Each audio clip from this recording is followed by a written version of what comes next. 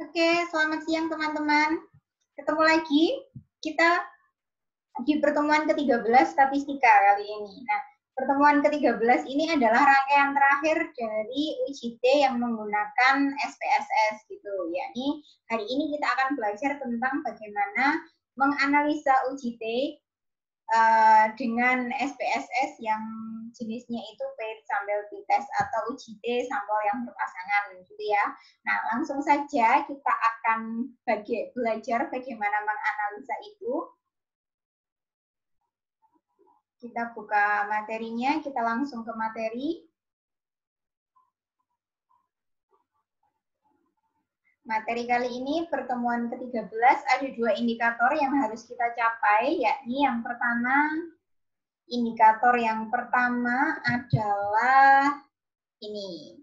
Menggunakan teknik statistika yang paired sample t-test kemudian menginterpretasikannya gitu. Jadi sama seperti 2 pertemuan sebelumnya, hari ini kita rangkaian terakhirnya ya ini paired sample t-test gitu. Nah, recalling memory lagi, syaratnya UJT kita harus sampelnya normal, terus habis itu yang kedua variansinya sama atau homogen, kemudian yang ketiga adalah datanya sifatnya interval atau rasio gitu. Dasar pengambilan keputusannya masih sama juga menggunakan perbandingan T hitung dan T tabel, dan yang kedua adalah berdasarkan nilai probabilitas. Gitu. Nah, penggolongannya ini rangkaian terakhir kita.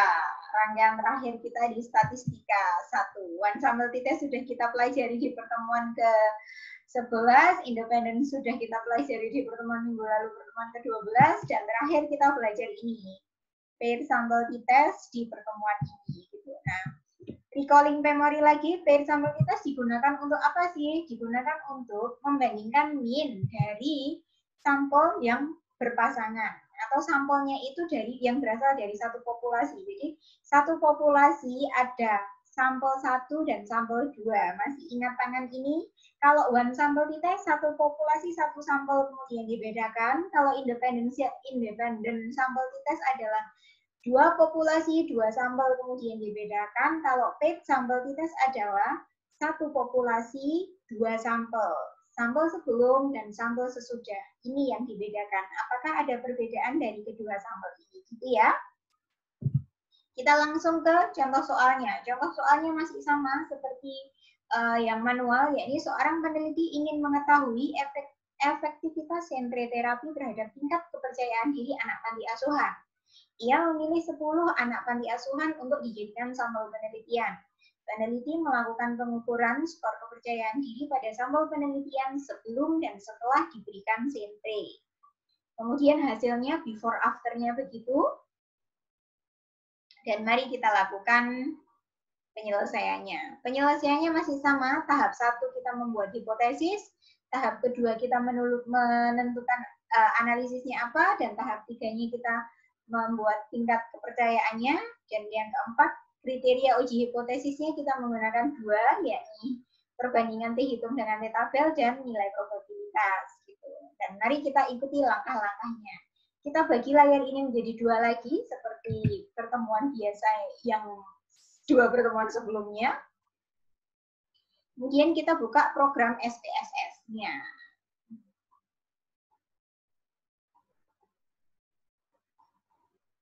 Kita buka program SPSS-nya, buka program SPSS, kita klik variable view.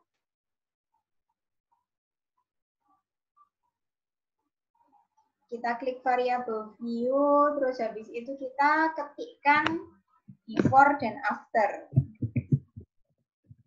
Before, datanya ini numerik, terus habis itu ini 8, desimalnya 0, labelnya adalah before berarti t-test. Kemudian value-nya tidak ada, dan bentuknya scale. Saya rasa ini sudah scale semua. Kemudian kita klik ketik yang after. After, numerik sama, terus ininya kita ganti 0, kemudian ini kita ganti post-text. Tidak ada scale. Nah, sama toh, ini bentuknya scale sudah. Setelah kita variabel isi, variabel view setelah selesai kita isi, kita ke langkah selanjutnya. Langkah selanjutnya kita melakukan pengisian. Pengisian kita ke data view. Data view sudah berubah, ini before, ini after, kita masukkan.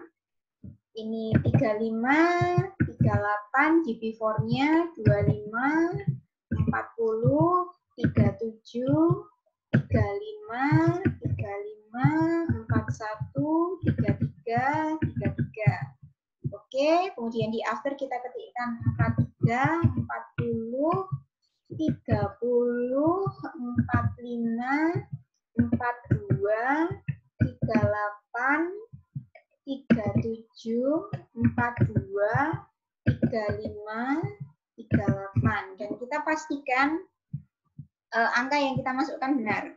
35, 38, 25, 40, 37, 35, 35, 41, 33, 33. Oke. Afternya 43, 40, 30, 45, 42, 38, 37, 42, 35, 38. Oke, sudah benar. Kemudian langkah selanjutnya adalah kita menguji normalitas. Kita lakukan uji normalitasnya. Tentunya teman-teman masih ingat analyze, descriptive statistik, explore. Nah, untuk ini karena kan dua-duanya yang akan kita tes, berarti dua-duanya kita masukkan ke dependent list. Dua-duanya kita masukkan ke dependent list dan ini tetap good. Terus plots-nya klik histogram dan normality plots, kita klik continue dan kita klik OK.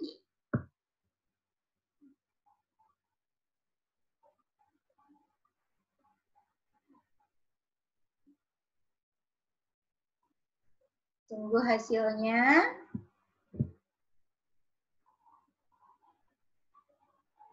Hasilnya adalah baik pretest dan posttest. Ini kan ada test of normality nih.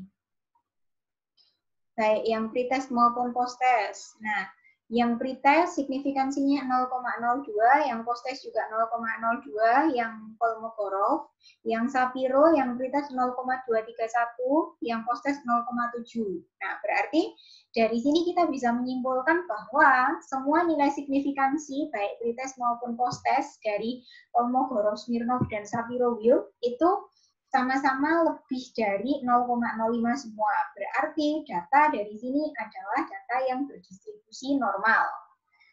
Ketika kita sudah tahu bahwa data ini berdistribusi normal, maka langkah selanjutnya adalah, ini kita sudah,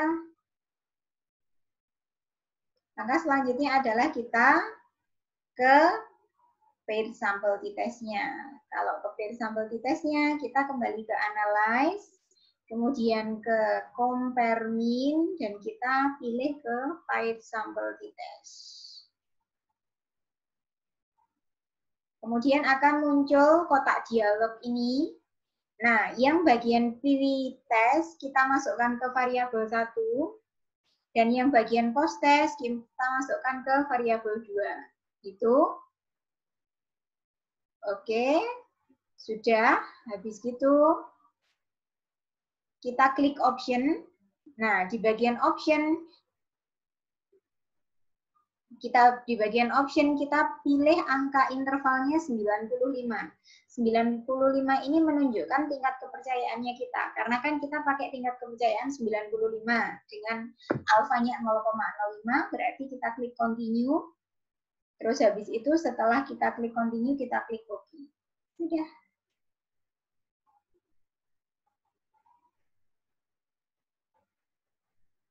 Setelah itu kita muncul kotak dialognya, ini output 9. Akan muncul kotak dialognya.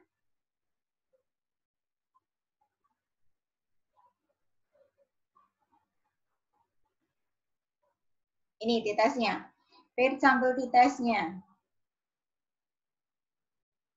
Lah, dari sini kita bisa mengetahui korelasinya juga. Korelasi antara pre-test dan post-test. Korelasi antara paired sample correlation. Paired sample correlation-nya adalah sebesar 0,833. Berarti cukup tinggi ya. Mereka memiliki hubungan yang cukup tinggi gitu. Nah, tapi perbedaan ada bedanya kah? Ada bedanya kah? Ini minnya, standar deviasinya. Kemudian ini yang kita lihat, T hitung dan signifikansinya. Jadi pair-nya ada T hitungnya sebesar negatif 5,589 dan signifikansinya totalnya 0,000 gitu. Berarti kita pindah ke PowerPoint. Kita pindahkan ke PowerPoint hasil tadi. Nah, kita peroleh ini. Kita peroleh nilai T hitungnya negatif 5,589 dan signifikansi totalnya adalah 0,000. Berarti angka negatif ini menunjukkan bahwa yang before itu lebih rendah daripada after. Sudah, dari sini ini nanti yang akan kita bedakan, yang akan kita bandingkan dengan T-tabel. Sama perhitungan T-tabelnya, kita mencari DF, kemudian kita cilin 0,05, ketemu DF, ketemu T-tabelnya sekian, kemudian kita bandingkan dan kita ke hipotesisnya. Kriteria hipotesisnya ada dua. Yang pertama perbandingan T hitung dan T tabel yang kita ketahui bahwa T hitung lebih besar dari T tabel. Dan yang kedua adalah signifikansinya. Signifikansinya dari perhitungan adalah 0,000, yang mana itu kurang dari 0,05, sehingga kesimpulannya adalah HO ditolak dan HA diterima. Maka kesimpulan dari penelitian ini adalah ada perbedaan tingkat kepercayaan diri sebelum dan setelah diberikan terapi sintrim. Selesai. Gitu teman-teman. Gampang sih. Tak coba ulangi lagi ya untuk yang SPSS-nya ya, full ya. Kita coba ulangi yang SPSS-nya ya.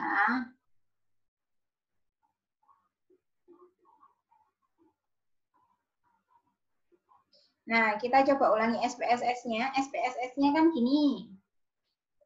Before kita masukkan dulu labelnya pretest karena sebelum. Sebenarnya label ini terserah sih teman-teman, bisa ngisi sebelum, sesudah, itu bisa. Terus habis itu after kita bisa isi semacam ini. Kalau sudah, kita masukkan data di data view. Di before kita masukkan before, ke after atau kita masukkan after. Atau kalau misalnya ini sebelum, kita masukkan ke sini sebelum. Kalau ini sesudah, kita masukkan ini sesudah gitu. Setelah itu kita cek normalitasnya. Deskriptif statistik. Deskriptif. Nah, ini dua-duanya. Bukan deskriptif. Explore. Analyze, deskriptif. Terus habis itu kita klik explore. Dua-duanya kita masukkan ke dependent list. Plotnya kita pastikan ini histogram dan stimulus-nya. Dan normality plotnya kita centang. Kemudian continue, vote. Terus habis itu kita klik OK. Setelah kita memastikan bahwa data ini berdistribusi normal, dengan melihat nilai signifikansi pada Kolmogorov, Smirnov, dan Shapiroval yang lebih besar dari 0,05, maka ini kita lihat nilai Shapiroval-nya, baik pretest dan post-testnya, semuanya lebih besar dari 0,05 kan? Ini, nah setelah itu kita bisa melakukan uji hipotesis paired sample t-test. Kita ke analyze, compare mean, terus habis itu paired sample t-test. Kemudian kita masukkan pretest ke variabel 1 dan post-test variabel 2. Kita klik option-nya dan kita pilih tingkat kepercayaannya 95% dan kita klik continue, habis itu kita klik OK.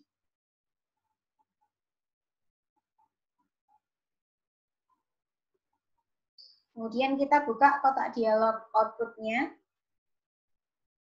Kita buka output SPSS-nya. Dan akan terlihat hasil perhitungan uji T sampel berpasangan. Hasil perhitungannya adalah nilai T-nya adalah negatif 5,589 dengan signifikansi totalnya 0,000. Ini yang akan kita bandingkan dengan T hitungnya. Gitu. Selesai. Kita kembali ke sini. Maka kesimpulan yang bisa diambil adalah ada perbedaan tingkat kepercayaan diri pada anak panti sebelum dan setelah diberikan terapi SINFRE. Gitu ya. Ini gampang kok. Nah, kalau ini gampang berarti kita ke latihan soal. Latihan soalnya sama dengan yang manual. Silakan teman-teman kerjakan. Dan seperti biasa mengumpulkannya hari Selasa jam 23.59 di PowerPoint. Gitu, saya rasa pertemuan ini sudah. Nah, minggu depan kita adalah pertemuan terakhir, pertemuan ke-14. Pertemuan ke-14 itu sudah tidak ada materi, teman-teman. Tapi ada kuis. Jadi pertemuan ke-14 itu sudah tidak ada materi. Jadi kita nanti akan melakukan review. Reviewnya itu dengan cara kuis terkait dengan statistika inferensial. Jadi mulai dari materi pertemuan ke-8 sampai pertemuan ke-13 ini nanti akan ada kuisnya. Semoga saja pertemuan ke-14 nanti kita sudah bertatap muka sehingga teman-teman bisa bisa menanyakan semua hal yang teman-teman perlu dijelaskan lagi gitu ya. Nah, terus setelah pertemuan ke-14 kita langsung UAS. UAS-nya materinya ya sama, materi dari pertemuan ke-8 sampai pertemuan ke-14 ini gitu.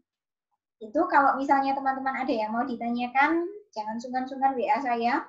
Terus habis itu kalau misalnya ada yang kesulitan, ya jangan dipendam sendiri, tetap WA saya, tanyakan apa kesulitannya. Dan saya harap teman-teman tetap belajar, walaupun begini kondisinya. Semoga kondisinya tetap baik dan teman-teman tetap sehat. Sampai ketemu bulan depan, tanggal 4 Mei, di review, dan semoga kita sudah bisa ketemunya tatap muka. Oke, sampai ketemu. Selamat siang.